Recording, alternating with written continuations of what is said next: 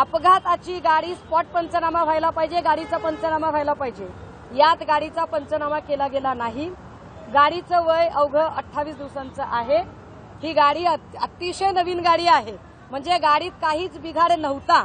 याचा अर्थ rash driving आणि नेग्लिजन्सचा गुन्हा आहे याच्यामध्ये. की गाडी 150च्या वेगाने होती. नवी गाडी अशी बंद पडू शकत नाही. रॅश ड्रायव्हिंगमुळे हा अपघात झाला. या सगळ्यांमध्ये अपघाताच्या गाडीचा पंचनामा होऊन गाडी जमा करायला पाहिजे, पण ती गाडी तात्काळ गॅरेजमध्ये रिपेअरिंगला पाठवली गेली. सोमवारी यावर ज्यावेळेला आम्ही ट्विटर्स आणि वेगवेगळ्या सोशल मीडियावरून आवाज उठवला, तेव्हा ही गाडी पुन्हा पोलीस स्टेशनला आणली गेली. याचे व्हिडिओ फुटेज आणताना नेतानाचे मी ऑलरेडी ट्विटरवर पोस्ट केलेले आहेत. म्हणजे मदने साहेब आणि चकाटे साहेब यांनी मला कितीही वेगळी माहिती द्यायचा प्रयत्न केला तरी त्याचे फुटेज ऑलरेडी दिलेले आहेत.